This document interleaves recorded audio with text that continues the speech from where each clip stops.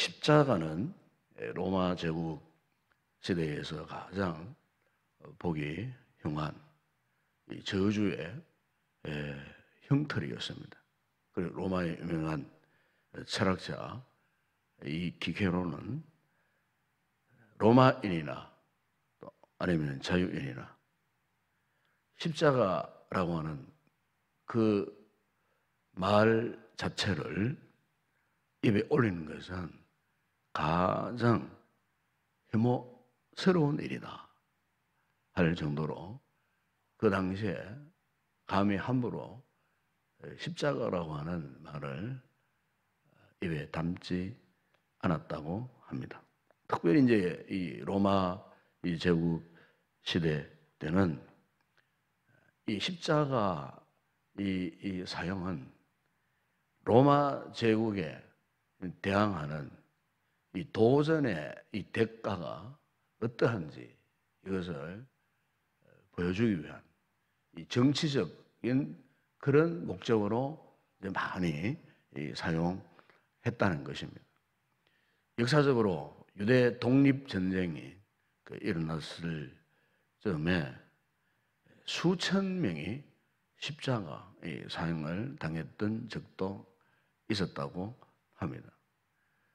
완악하기로 포악하기로 유명했던 이 하드리아누스 황제 때는 하루에 500여 명 이상이 십자가형에 처해지기도 했다고 합니다. 유대의 유명한 역사가 가운데 요세푸스는 이 십자가에 대해서 더 이상 십자가를 세울 만한 공간과 나무를 구하기 힘들 정도로 그 당시에 수많은 사람들이 이 십자가형을 당하였다고 그렇게 이야기를 합니다. 한마디로 십자가는 그 당시에 사람들에게는 그야말로 공포, 저주, 더 이상의 어떤 그 혐오스러움을 표현할 수 없는 수치스러운 이 같은 이 죽음의 상징, 바로 이제 그것이 바로 십자가였다는 겁니다.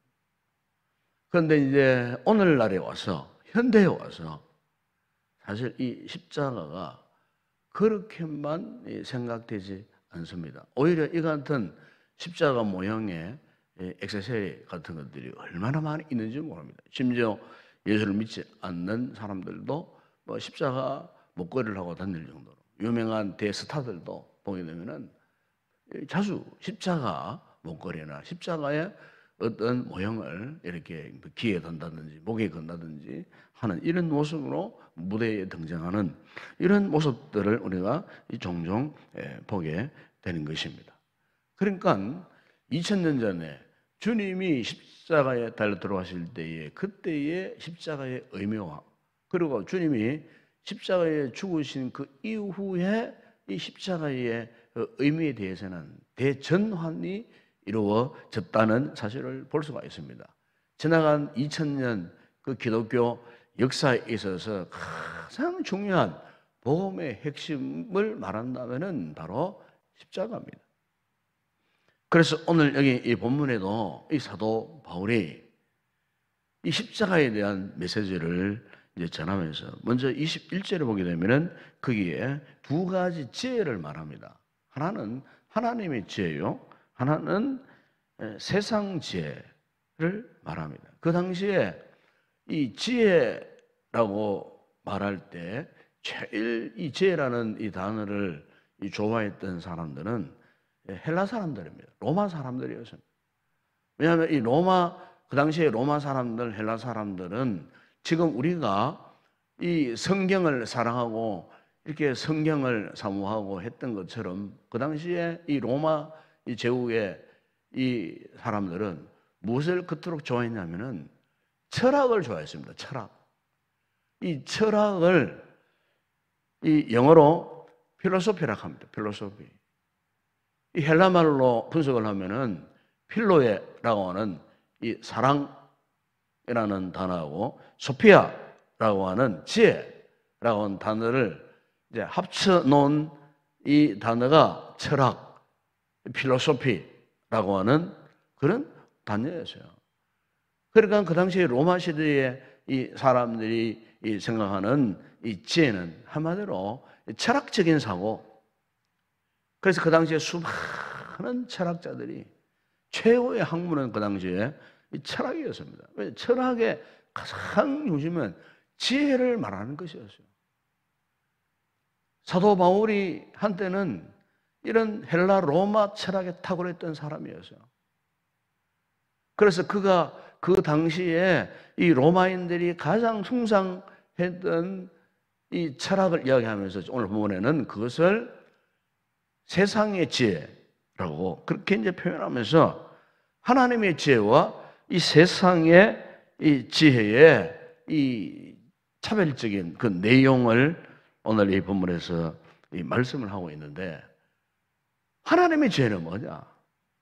바로 그것은 세상 사람들이 미련하다고 생각하는 예수님의 그 십자가의 죽으심, 즉 복음을 말씀을 하고 있는 겁니다. 하나님의 이 지혜는 십자가 복음 안에 있다는 겁니다. 저 세상 사람들은 헬라 철학 안에 지혜가 있다고 그들이 생각했지만은, 그러나 하나님의 지혜는 바로 예수 그리스도의 십자가 그 복음, 그것이 지혜라고 그렇게 바울이 지금 고린도 교회 성도들에게 그것을 지금 가르치고 있는 것입니다. 그러니까 사도 바울은 같은 시대 동시대의 사람이었지만은 바울에게 있어서는 그 지혜의 대전환이 이루어졌는데, 그것은 바로 십자가를 통한 하나님의 지혜. 그래서 여러분 22절에 25절에 보면 당시에 유대인들은 표적을 구하고 헬라인들은 지혜를 찾지만, 바로 우리는, 즉 우리 그리스도인들은 십자가에 못 박힌 그리스도를 전한다 그래요. 유대인들에게조차도 이것은 그 당시에 참 끄리낌이 되는 그런 내용이었어요. 더군다나 이방인들에게는 미련한 것이었다, 그렇게 말씀하지 않습니까? 그러나 오직 부르심을 받은 자, 즉 오늘 우리, 십자가를 믿는 오늘 우리, 십자가 복음을 통해서 구원받은 오늘 우리에게는 뭐가 된다고요? 하나님의 능력이에요. 하나님의 지혜라고 그래요. 사람의 그 어떤 지혜보다도 하나님의 지혜. 여러분, 오늘 우리가 십자가 복음을 통해서 받은 이 놀라운 은혜와 축복은 바로 이것인 줄로 믿습니다.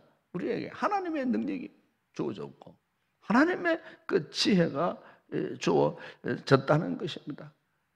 주님 당시에 수많은 무리들이, 그들이 배고플 때는 주님을 따라다녔어요. 그들이 병들었을 때는 자신의 그 육체의 그 질병을 고침받기 위해서 수많은 무리들이, 우리 주님이 식사할 겨를도 없을 정도로 수많은 무리들이 그 주님을 따라왔어요. 그런데 정작 그들이 십자가에 주님이 못 박혀 죽으실 때는요, 오히려 어떠했습니까? 십자가에 달린 주님을 희롱하고 비난하고 비웃고요. 심지어 십자가에 달려 돌아가실 때에 네가 정말 이스라엘의 왕이라면은 지금 당장 십자가에서 내려와서 네가 네 자신을 한번 구원해봐라. 참, 여러분, 한때는 그렇게 주님을 따라다녔던 그 무리들이 이렇게 돌변해가지고 주님을 이렇게 조롱했던 그 모습을 우리가 이 복음서에서 볼 수가 있는 것입니다.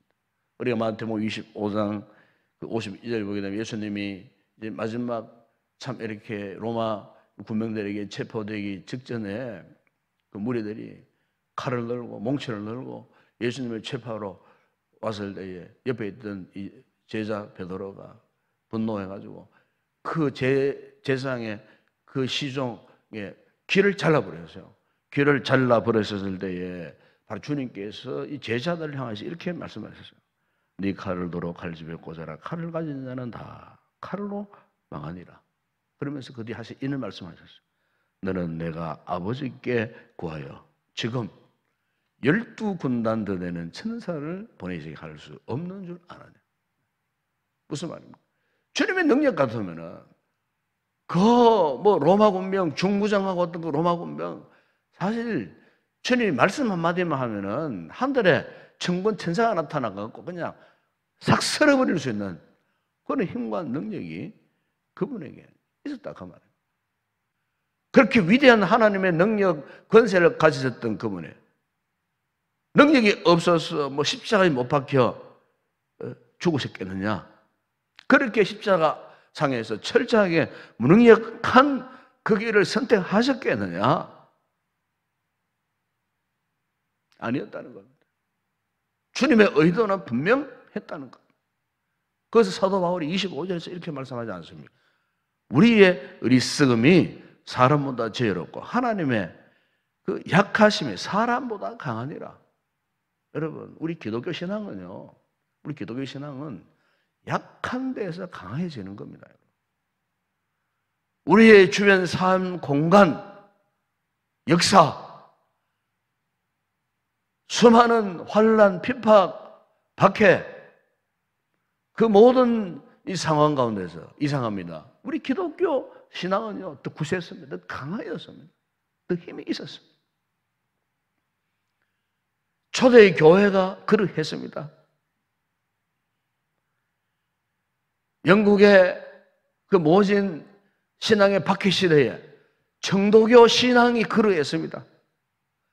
종교개혁 시대 때에 로마 카톨릭의 엄청난 압력과 핍박을 받았던 개혁자들, 그 개혁자들의 신앙이 오히려 그 같은 위협, 폭력이 난무하는 그런 시대에 그들의 신앙이 다 돋보였습니다.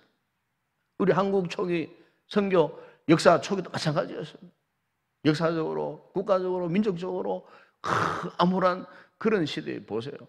그때에 불과 참 몇만 명 되지 않는 우리 한국 기독교 초기 성도들이 어떠했습니까? 그 환란의 시대를 이겨내고요. 오히려 복음의 부흥의 불길을 지펴 올랐던 그 초대교회, 우리 한국 초대교회 역사를 우리가 잘 볼 수 있습니다.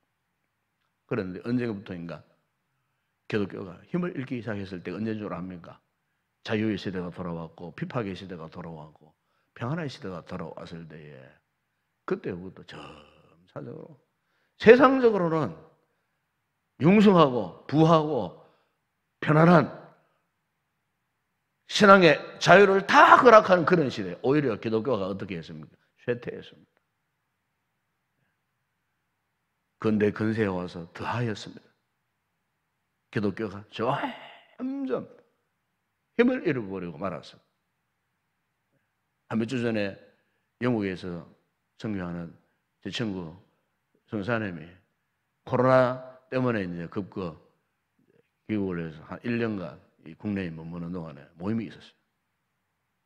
그때 이제 그 친구가 그런 얘기를 하더라고요. 지금 영국 교회는 형편없다는 겁니다. 어떻게 했으면 우리에게 복음을 믿는 그 나라에 한국 목회자가 선교사를 갔겠느냐 그 말이에요. 이미 한 50%가 이슬람권에 다 들어가 버렸어요. 이슬람권에. 유명한 그 스펄전 목사님 설교했던 그 교회조차도 지금 다 문을 닫을 정도예요. 예배당이 이슬람 교도들이 팔려가 이슬람의 모스코로 전환되어 버려요. 영국이 언제부터 그렇게 된 줄 아십니까? 산업혁명 이후에 경제적으로 부하고 편해졌을 때에 그때 지금 우리가 생각하고 있는 주 5일제 근무, 심지어 주 4일제 근무, 지금 우리나라도 지금 주 4일제 근무 하자고 또 야단다 아닙니까? 지금 5일제도 모자라고 이제 4일제 근무 하자고. 영국이 주 5일제 근무할 때 그때부터 이미 100년 전 일입니다만은 그때부터 이미 교회가 타락하고요. 교회가 세상 지혜를 따르다가 지금 이런 지경에 이르게 되었다는 거예요. 복음을 전했던 해가 뜨지 않던 그 나라가 지금 오히려 선교사가 필요한 그런 나라가 되어버렸다는 겁니다. 무슨 말입니까? 우리 기독교 힘은요, 약할 때 강해지는 아주 신비한 힘이 있습니다. 여러분, 어느 북한 전문 선교사님이 이런 말씀을 했어요.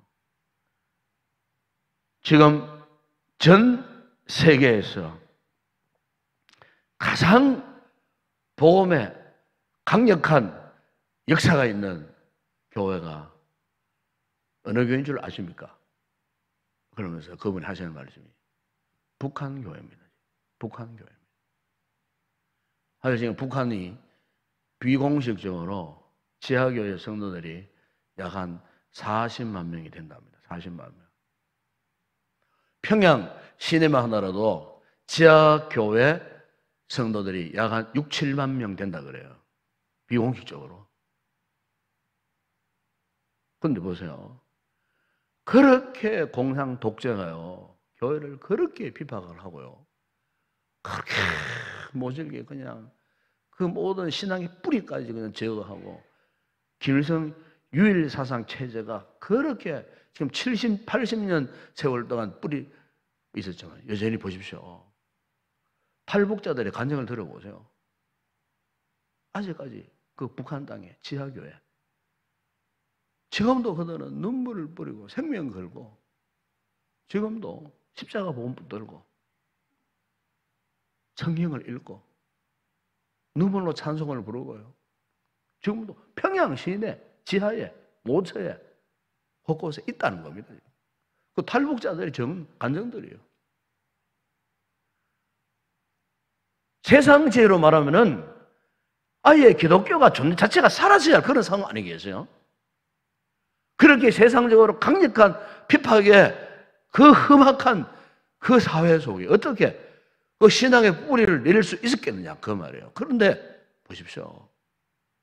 그 같은 위대한 십자가 복음의 능력이 지금도 저 북한 땅에 우리는 정말 자연스러운 이런 분위기 속에서 우리가 예배를 드리고 있지만 그분들은 그렇지 않아요. 생명 걸고 피해서 숨어서 그렇게 예배를 드릴 망정 그 십자가 복음을 위 선조 때로부터 믿었던 그 신앙의 그 십자가 복음을 지금도 붙들고 있다는 거예요, 여러분. 여러분 놀랍지 않습니까, 여러분? 여러분 중국이 문화혁명이 일어나가지고 모태동이가 모든 중국 교회를 다 훼손하고요. 그리고 외국에서 들어온 모든 선교사들 다 추방해버렸었어요. 그랬을 때 그 넓은 중국 대륙이 그 당시에 기독교인들이 거의 다 소멸해버리고 한 30만 명밖에 남지 않았다 그래요. 30만 명밖에. 그 당시에. 그 사람 역시 소위 가정교회, 중국 가정교회, 지하교회입니다. 즉 북한 지하교회처럼. 제가 살고 있는 그 서대반 성사님이라는 분이 계셨어요. 그분이 그 북한 그 당시에 80년대, 이 90년대, 80년대만 하더라도 이분이 무엇을 했느냐면 성경을 들고 성결 몰래 숨겨 들어가가지고 그 지하교회를 암암리에 찾아가가지고 그들에게 성경을 전달하는 그런 선교를 하셨어요. 그 당시에 참 함부로 성경 전달할 수 없는 그런 시대였어요. 그런 시대에 성경을 이렇게 위장해서 포장을 해서 가지고 와가지고 지하교회에 가지고 했는데요. 그때 그 중국 교회 그 교회인데 지하에서 짐참한 많이도 안 모이고 5명, 6명, 7명 이렇게 모여가지고 보니까 성경책이 없으니까 어디서 구했는지 모르겠지만은 성경의 한쪽, 두쪽 이런 것들을 펴가지고 그냥 돌아가면서 읽는 거예요. 돌아가면서 읽는데 읽으면서 그렇게 눈물을 흘리고 기도하고 말씀을 그렇게 사모하다는 거예요. 그것도 신발장 밑에 숨겨가지고 다 변색되고 다 낡아버린 성경 한쪽 두쪽 그것을 갖고 서로 읽으면서 예배를 드리는데 그렇게 뜨거운 그 예배의 현장이었다는 거예요.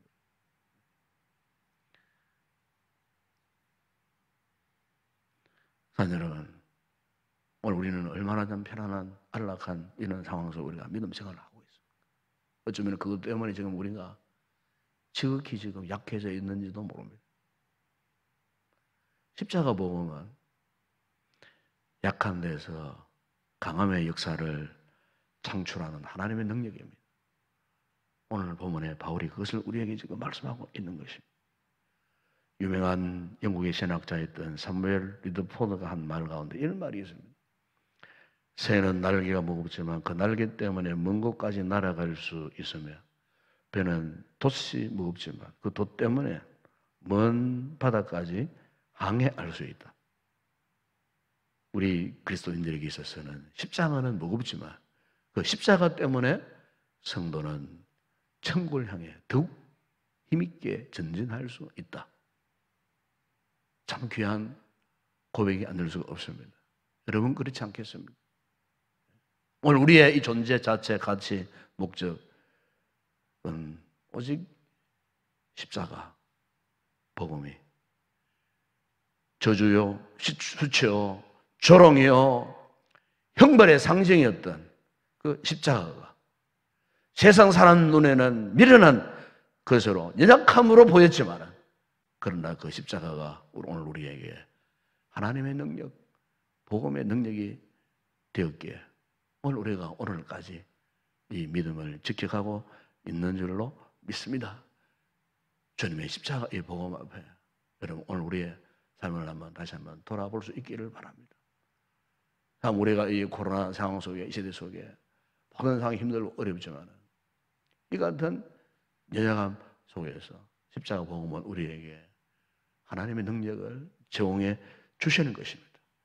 그래서 우리가 십자가를 바라봐야 되고 이 십자가의 이 복음의 능력을 의지해야 되고 이 십자가 복음 앞에 100% 순종해서 우리 또한 주님이 십자가를 지신 것처럼 우리가 십자가 지고 복음의 사명을 잘 감당하는 저와 여러분이 되었으면 좋겠습니다. 기도하겠습니다. 아버지 하나님 감사합니다. 고난주간 둘째 날 십자가의 이 복음의 능력의 이 말씀을 묵상하게 하시니 감사합니다. 아버지 하나님 가장 연약하고 가장 비천에 처해졌을 때에 십자가는 이렇게 서우셨고 능력을 주셨고 참으로 세상 사람들이 미련하다 했을 때에 십자가 이 복음은 가장 지혜로웠습니다. 하나님의 지혜요 하나님의 능력이었습니다. 아버지 하나님 허물로 죄로 죽었던 우리들을 살려주신 것도 바로 이 십자가 복음의 능력인 줄로 믿습니다. 이 고난주간 다시 한번 주님의 십자가를 바라볼 수 있는 새로운 영적 변화를 주시고 우리의 신앙 끝까지 이 십자가 붙들고 십자가 복음의 사명 감당하기를 다시 한번 결단하는 우리 모든 성도들 되게 하여 주시옵소서. 예수님의 이름으로 기도드리옵나이다. 아멘.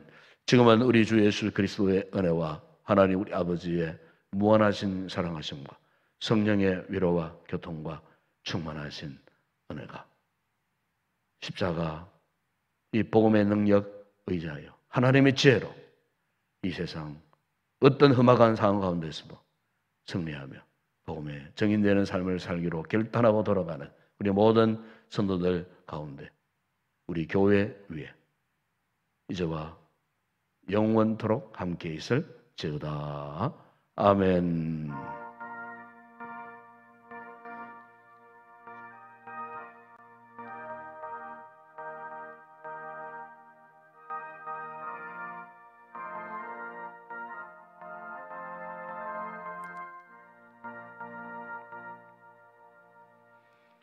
오늘 노시 말씀 붙들고 함께 기도했으면 좋겠습니다. 그렇습니다. 십자가 이 복음은 하나님의 지혜입니다. 하나님의 능력입니다.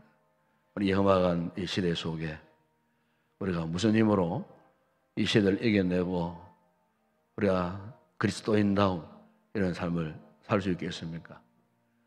세상 지혜로는 그렇게 할 수 없습니다. 오늘 주의 말씀 우리에게 교훈하셨듯이 하나님의 지혜, 그 하나님의 능력, 바로 십자가의 복음의 능력을 우리가 의지해야 하는 것입니다. 그랬을 때 미련한 자를 지혜롭게 하시는 이 하나님의 놀라운 은혜를 우리가 잊게 될 것입니다. 이 아침 우리가 이 고난주간 둘째 날 주님의 십자가를 다시 한번 묵상하시고 행여나 우리의 신앙 가운데에 십자가의 그 의미가 희미해져 있는 그런 분들이 있다면은 다시 한번 십자가가 다시 한번 새롭게 재조명되어지기를 되어지고 또 우리의 신앙의 가장 한복판에서 십자가의 능력이 우리의 신앙의 근간을 이뤘어. 정말 마지막 이 시대에 십자가 복음에 정인되는 삶을 살기를 다시 한번 결단하는 이런 아침 되었으면 좋겠습니다. 성령의 충만한 은혜 속에서 다시 한번 우리의 가슴이 뜨거워지는, 십자가 복음으로 뜨거워지는 그런 올라오는 아침이 되었으면 좋겠습니다. 뜨겁게 간절히 기도하시다가 자유롭게 돌아가시기 바랍니다. 함께 우리 통성으로 기도하겠습니다. 아버지 하나님, 참으로 감사합니다. 고난주간 둘째 날 아버지 하나님, 참으로 저 세상 사람들이 미련하다고 생각했던 이 십자가가 하나님의 제요, 하나님의 능력이었습니다. 아버지 하나님은 고린도 교회를 향해 던지는 이 사도 바울의 메시지를 통하여 오늘 우리 또한 깨닫게 하시니 감사합니다. 허물과 죄로 죽었던 우리는 영원히 살 소망까지 없었던 이 인생들을 이처럼 우리를 다시 살리셨고 오늘 이렇게 아버지 하나님 우리로 하여금 거룩한 예배자로 세워주시고 기도자로 세워주시고 아버지 세상 사람들이 아직도 십자가를 미련하게 생각하지만 그러나 우리는 하나님의 지혜요 하나님의 능력이라고 믿기에 오늘 주님의 고난주간 이 아침에 우리가 나와 기도하게 된 것 아버지 이 놀라운 은혜가 아닌 줄 하나님의 놀라운 은혜 하나님의 놀라운 축복입니다. 아버지 하나님 그러나 우리는 세상 살면서 아버지 세상 지혜에 동화되어 세상 가치에 동화되어 살아가는 가운데에 언제부터인가 아버지 우리의 눈앞에 십자가가 어두워지고 십자가가 희미해지고 십자가와 상관없는 삶을 살고 있지는 않는지 아버지 오늘 주님의 십자가 앞에 다시 한번 성령님 우리의 마음을 우리의 심령을 조명해 주심으로 아버지 현재 십자가 앞에서 나의 모습이 나의 신앙의 수준이 어떠함을 다시 한번 분명히 확인받게 하여 주시고 아버지 원하시는 것들에 아버지 미치지 못한다면 이 시간 다시 한번 돌이키고 주님 앞에 잘못 살아왔음을 잘못 믿어왔음을 사명 감당하지 못하였음을 주님 앞에 고백하여 다시 한번 아버지 이 십자가 복음 앞에 우리의 신앙의 영적 대전환이 이루어지는 복된 이 아침 되어줄 수 있도록 은혜를 베풀어 주시옵소서. 아버지 하나님 우리의 가슴이 뜨거워지는 아침이 되어지기를 원합니다. 바로 날 위하여 십자가에 대신 달려 돌아가신 주님이 나와의 1:1 관계 속에서 아버지 하나님 참으로 오늘 이 아침 그 주님이 나를 찾아오시고 나를 사랑하시고 시험으로 나를 향해 말씀하신다는 이 사실 앞에 아버지 하나님 우리의 심령이 다시 한번 뜨거워지게 하여 주옵소서. 베드로가 십자가 앞에 계신 주님을 모른다고 3번이나 부정부인이고 저주 명색하게 했던 아버지 하나님 주님의 그 말씀에 생각나 있어서 통곡하고 회개하고 아버지 새로운 사람으로 전환되어졌던 것처럼 아버지 무지했던 우리들 아버지 하나님 지금까지 세상 것 좋아서 세상 것 취하고 세상 것에 매어달려 살았던 우리들 하나님의 지혜와는 다른 방법으로 살았던 저희들 아버지 우리의 신앙의 근본을 거슬러 올라가며 우리의 존재 자체는 하나님의 은혜요 십자가가 아니었더라면 도저히 존재할 수밖에 없는 우리 인생들이 이 사실을 잊어버리고 무시하며 거부한 채 살았던 우리의 죄악을 이 아침에 고백합니다. 아버지 우리의 허물이 다른 것이 아니고 아버지의 십자가를 잊어버린 죄입니다. 십자가의 복음의 은혜를 잊어버린 죄입니다. 아버지 우리가 무슨 큰 완악한 짓을 했겠습니까? 우리가 어떤 것을 무슨 죄를 지었겠습니까? 그 무슨 가장 무서운 죄는 바로 이 십자가 복음의 이 은혜를 아버지 잊어버리고 살아가는 죄보다 더 무서운 죄가 어디 있겠습니까? 이것보다 더 무슨 불신앙의 죄가 어디 있겠습니까? 이것보다 더 무신론 자가 어디 있겠습니까? 아버지 하나님 오늘 우리가 이와 같은 모습으로 살아왔다면 이 아침 주님 앞에 아버지 앞에 십자가 앞에 회개하기를 원합니다. 다시 한번 우리가 새롭게 거듭나지기를 원합니다.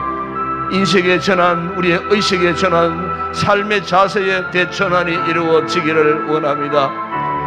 아버지, 나를 따라오려는 자기 십자가를 지고 나를 따라오라고 말씀하셨습니다. 아버지 하나님, 우리 주님께서 그렇게 사셨기에 제자들 향해 그렇게 말씀하셨습니다. 우리 또한 아버지 하나님, 십자가를 무시하고 부정하고서는 살아갈 수 없습니다. 우리 아버지 하나님, 이 아침 십자가를 통하여 다시 한번 우리의 신앙이 다시 한번 새롭게 회복되어 줄 수 있도록 은혜를 베풀어 주시기를 원합니다.